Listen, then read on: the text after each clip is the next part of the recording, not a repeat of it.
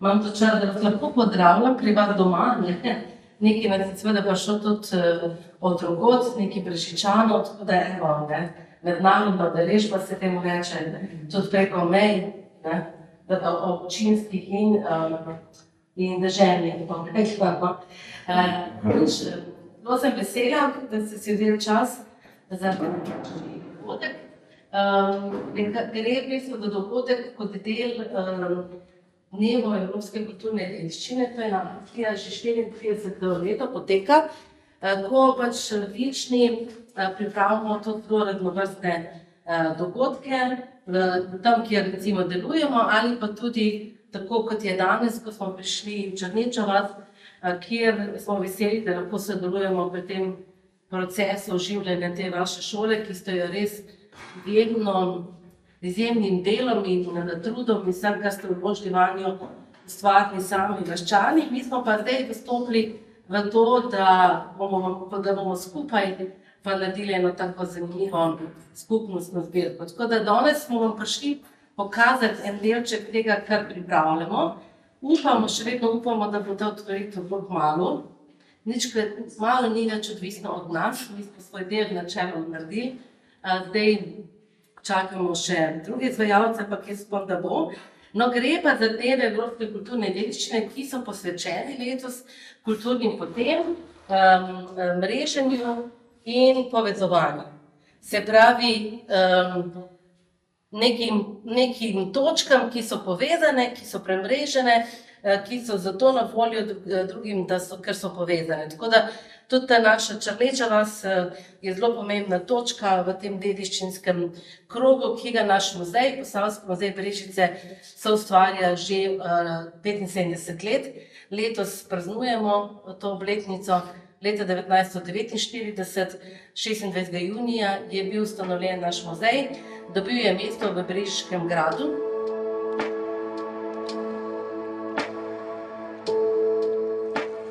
Ivanka Počkar, sicer naša upokojena sodelavka, ampak seveda je ona ni upokojena v tem smislu, da bi doma štrikala, ne? Še pokojno. Ja, pokojna pa pač še ni, ja.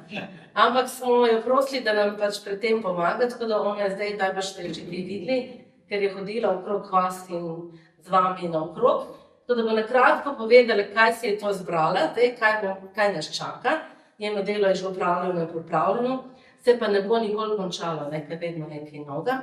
In pa z nami je tudi naša Miva Slevenšek, naša konzervatorka, restauratorka, ki vam bo pa na konkretnih primerih malo pokazala, kaj se je pa zdaj v enem letu in še več dogajalo z vašimi predmeti v naši delavnici.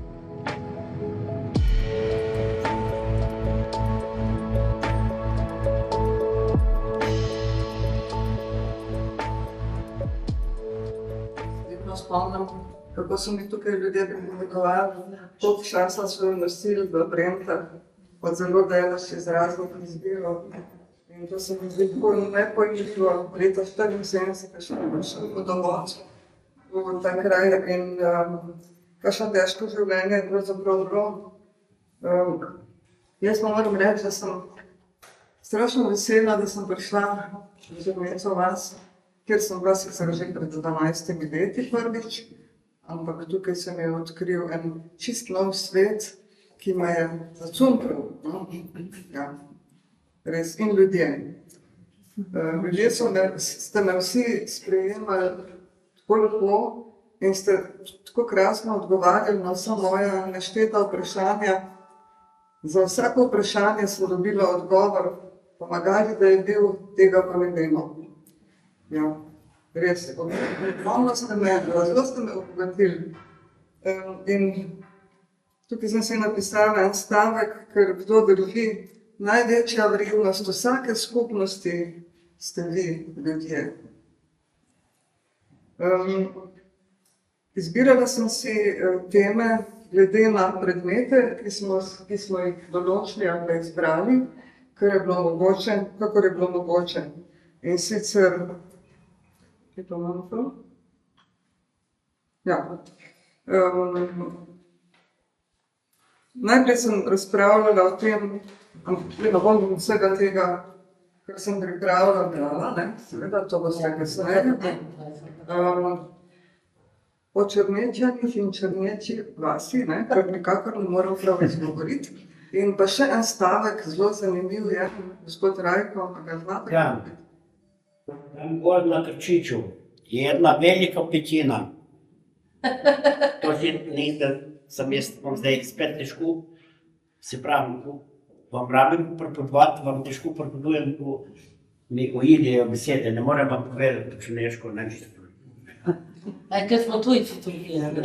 Ne, tako se reče, ko smo gospa bila, smo bili pri Delboji, v Franciji, ne, Klemena, pa to smo nekako mi pa lahko, ne, prišli, ne. V eni priliki so bile tudi z Ljubljane ženske, tukaj tam, ne vem, se skočili, so imeli nekaj let. In to težko. Nekoga pogledam mi že uide, ne, potem se pogovarjam, bi rekli, slovensko ali pa. Mi smo včasih rekli krajinsko, tako da zdaj sem prav to, no bom bolj še, če bo tako, če bo se zapisati. Lažje povedati. Slišati spet ponovno, da spodbuditi nekatere od tukaj pa od drugod, da bi to poskusili ponoviti. Ker mene Jožko Zdravo je Vam pa povedal, da bi rekel kar dosti od stranci, se vi pa tako gledam. Črneči vasi. Sem dala naslov te razstave, upam, da bo tako držalo. Črnečani in Črneča vas skupaj držijo kakor veriga. Je tako, da držite skupaj. In ta stavek je iz slave Vojvodine Kranjske od Valvazorja. On je za Vlahe že takrat in Skok je rekel, da skupaj držijo kakor veriga. Vi ste pa nekateri pač davni potomci v Skoku in še vedno to drži, ta veriga.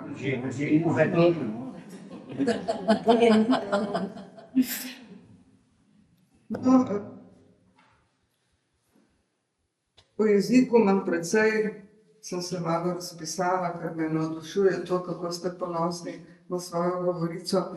Ta vaša govorica je v bistvu vaš materni jezik, ni samo narečje.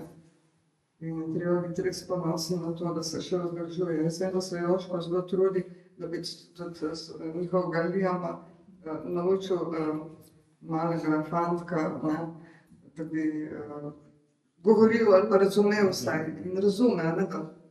Ja, to je to.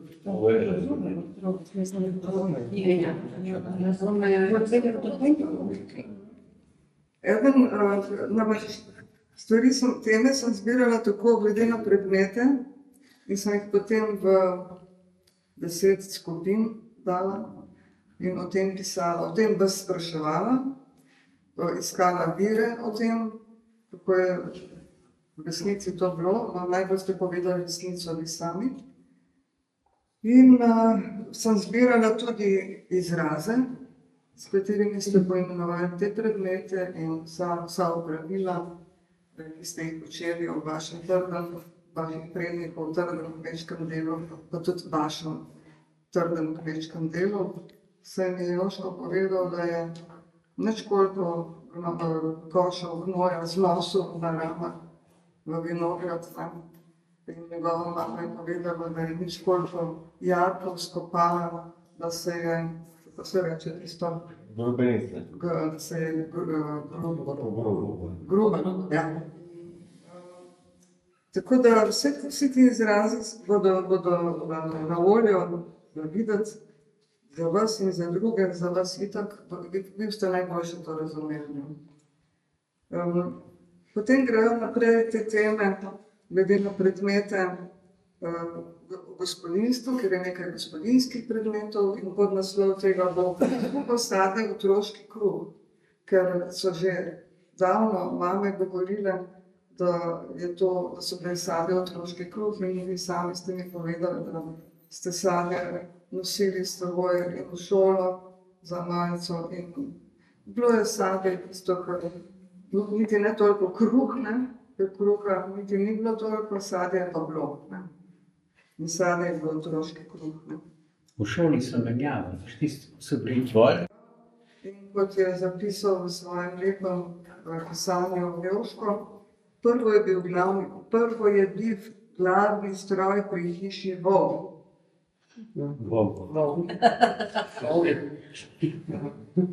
Stroj, ki so ga obravnavali kot živo bitje, ne samo kot stroj, ki so zelo skrbeli za stene, so skrbeli za vojne, za vojno. Spet pri Gorajnik je še vedno visi jarm. Jaz sem gospoda slikala pod tistim jarmom, povedal mi je celo, kdo ga je izdelal, kdo ga je pa že izdelal. Nekaj oče. Ja, šle prve najprej kosilnice, no? Potem pa še kasneje vlatilnice, pa traktorji in vse to sem vas vprašala, kdo je imel prvi traktor in kako ste bili ponosni. Kam ste šli iskati ta traktor, ne bo drago? Kako? Ta prvo sem šel v Beograd iskat. No, ko je bil brez kabine. Beograd, ja, brez kabine. No, Kaj ste ga pa domov pripeljali? Tako njak, ste vozili, je bila prikolica prazna. Dol je bil en zlastnik, mi je to izrihtal. no tukaj bo Če nisem malo firme, so ne bodo tle zadobiti. traktorja, ne bomo imeli zastavljeno, tudi ni bilo, ampak od tvojega brata Brana, ne? Brana, od poljedelskega orožja, to pa je, ja. Je, ne? Bran. Ni ga zdaj v ta avto, ne, pa nas spet, ja. Potem je tudi pomembna tema bila obrtniki, rokodelci in domače veščine.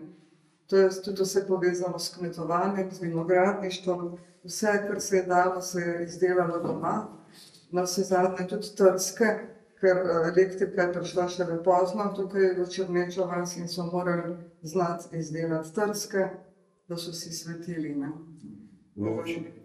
Prosim? Luč. Luč, ne, to je pri izrazi, so pač tukaj vse noter, luč, še delamo vas slišati, ne, kako se reče. Luč. Luči. No, marsikdo tudi ni vedel, od vas ste vsi vedeli, ampak drugod, kaj je to bobnar, ne, kaj je to bobnar. Bil je en znan črneški bobnar Jakob, Stopar se je pisal. To je bila hiška. Je bil Veštrc, ne, se je rekla Veštrc, kar je pravzaprav iz nemščine, ne, Werkstatt, delavnica, ne. Take stvari sem odkrivala, da še potem vam pojasnim od kaj. Tako kot sem pri gospe Gorenji Brani, gospe Olgi, šla slikat hruško farovstvo, ker nihče ni vedel, kako se reče književno. Nikjer se ni dalo nič zvedeti. Sem rekla, da bo šla slikat, ne bomo vse sliko imeli od farovstvem. Še en tak hec je bil, ne, v zvezi s farovstvom. In pa seveda spravilo krme, no, mi grabe tudi ne bo na strani, ampak kaj pa bo, nekaj bo. Spravilo krme, ja, posla bo oselnik, osla, brusno. Tambor, lahko je pravično skladno.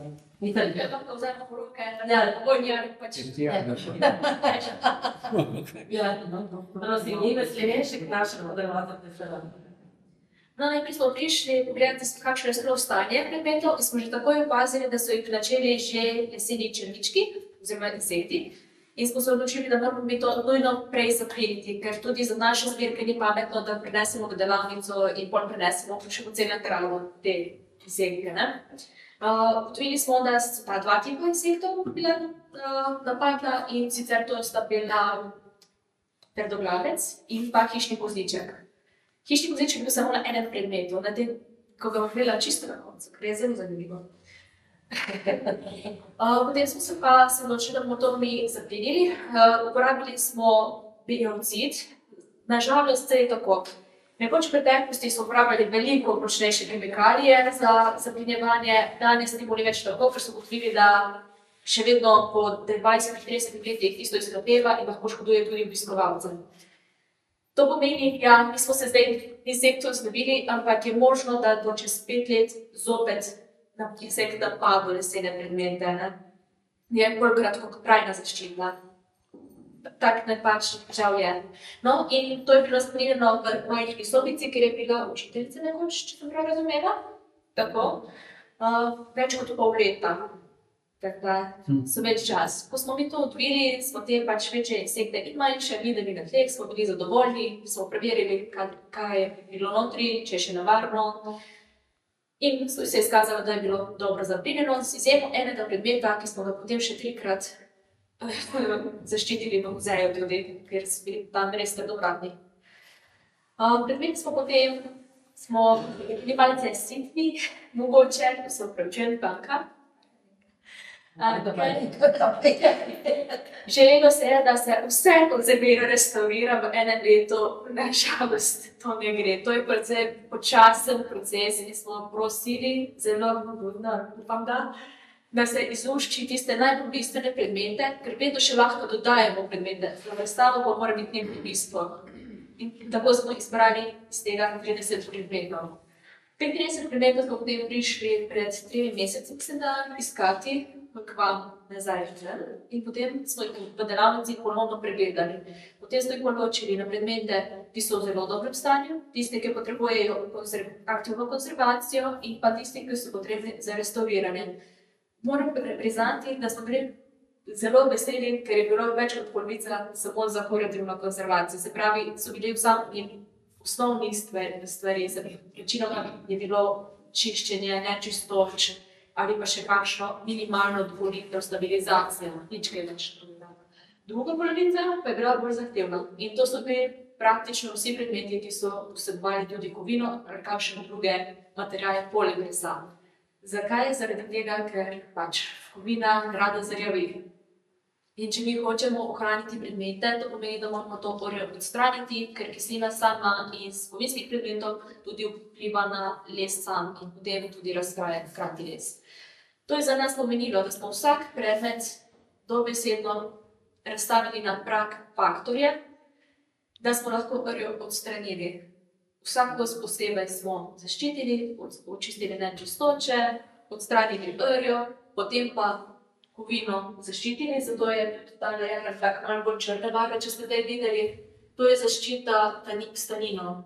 Zaradi tega pač je tako temna. Zaradi tega, ker smo jih oživljali, zakrili, skrili. Zaradi tega, ker so bili pa zelo moteči za predmet in je naša oko vedno zahajala v tem insektu prilubnicam, morali bi pa gledati kot predmet kot celoto. In smo se potem odločili, da ta predmet moramo urediti tako, kot treba.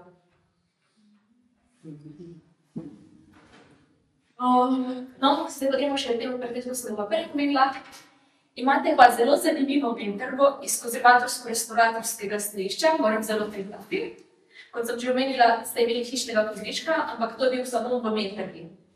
In ta vinterga je bila še v takšnem stanju, da če sem zviknil v zgornji del, se je to vse videlo skozi. Kozlički so pojedli vse razen letnic. Tako da tukaj imamo tudi več problema, ker smo morali najprej stabilizirati in to pomeni, da smo 3-krat jo premazali v bistvu s nekim stabilizatorjem, vedno smolo. In potem tega, ker še vedno je bila krhka, ker to so približno plastike stvari, smo potem pa začeli dopolnjevati s spodnje strani in zdaj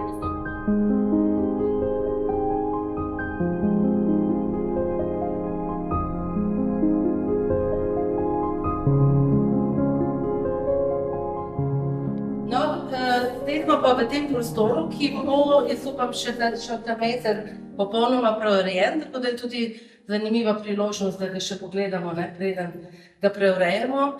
Namreč za to otvoritev, ki je bila 15. oktobra leta 2022, smo združili moči, tako predvsem Jani Zakškov, potem pa naš Boštjan Kolar in pa Slovenski šolski muzej, ki nam je posodil nekaj predmetov, pa tudi nekaj teh, da smo lahko na nek način se vživeli v zgodbo šole, v to, kaj je ta šola pomenila, nekaj zelo pomembnih podatkov. Na sredini so pa zdaj še malo predmeti, ki bodo umaknjeni, ampak sej tudi da vidite eno pestrost, kaj vse ste prinesli, pa koliko še imamo dela. Ne? Pa bomo postopoma, počasi, pa bo tudi te stvari zrihtane in bojo ostale pač tukaj pri vas, v vaši vasi. Je ta šola začela delovati pred osnovno šolo Kostanjevica, par mesecev prej, ne? Da je bil tisti, ki je načrtno naredil in da sem bil v Krškem, da je bil izvajalec Vincenc Bertoli, zidarski mojster, drugače iz Furlanije, ki je živel v Kostanjevici, in da je šola delovala od leta 1906. Do 1971. Takrat je zadnja učiteljica imela v razredu še 15 otrok in ker se to ni splačalo vzdrževati, so šolo zaprli. Otroci so se pa začeli voziti v Kostanjevico v osnovno šolo. Ne? To je to, drugače smo pa mi z Boštjanom naredila.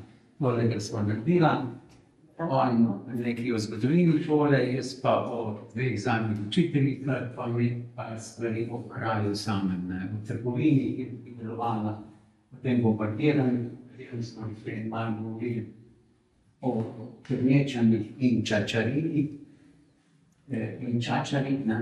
in to je to. Vaš kulturno členčo oziroma občina ostanete na Krki, ki ste razločni, da je šola tako obnovljena, in da je v bistvu dobila tudi ta del muzeja oziroma predstavitve, kako je vaša vera in to se bo pač nadaljevalo, je prijela tudi častno varstveno priznanje. Za leto 2022 Slovensko muzejsko društvo to povezuje, da res tiste skupnosti in tiste, ki so zaslužni, da naredijo nekaj več za našo dediščino. To ni tako običajno, da se zgodijo take zgodbe, kot se je vaša, čeprav se vam zdi to pač popolnoma normalno, da se to tako naredi in da se toliko časa in denarja in vsega vloži, ampak seveda te zgodbe so tudi slovenske gostove in širše nekaj posebnega. In jaz moram reči, da na raznih simpozijih, ki sodelujem, vedno nekako imam eno krasno fotografijo te otvoritve, ko se vidi, koliko je to veliko ljudi, in drago naš podatek, koliko vas je danes, pa koliko velika vas je, to pa točno kje je locirana, pa me velikokrat kaj vprašajo, kako je to možno. Tako da jaz vam res čestitam. To je sicer malo, nimam projektno to denarja, ampak je pa se mi zdi, da vseeno pomembno, da tudi širša skupnost daleč naokoli pozna to zgodbo in jo prizna. In mi smo recimo ravno prejšnji teden, oziroma 17. smo bili Slovenskim muzejskim društvom tukaj na terenu, čez 40 nas je bilo. In pa tudi opustili, kaj se je da v tej vaši hiši narediti, da smo si ogledali razstavo, se malo pogovarjali, pa smo pa tam spole imeli tudi kosilo. Da skratka, zakaj je sploh šlo tukaj do ustanovitve šole, zato ker je bilo v teh naseh še vedno približno 520 prebivalcev, kar nekaj otroci in ti otroci niso bili vpisani v nobeno šolo, tako so še potem leta 1992 ustanovili oziroma odprli sporedno šolo. To pomeni, da ni šlo, da ni bil pouk vsak dan, ampak od torkih do četrtkih dopoldne in popoldne, v sredo dopoldne in pa vedouk. In tako da je najprej prvo leto to potekalo v hiši, v Sevnikovi hiši, potem po letu, potem, ko je 20-letna najemnina potekla, oziroma tukaj leto minilo, smo potem najeli prostore v hiši Bernarda Božiča, kjer je potem nekaj dlje časa potekal pouk. V tem mestnem času so pa tudi že si gledali parcelo za novo šolo in to je bilo že leta 1893. In potem uradno je bila potem šola oziroma pouk prvič tukaj se pričel 6. oktobra 1906.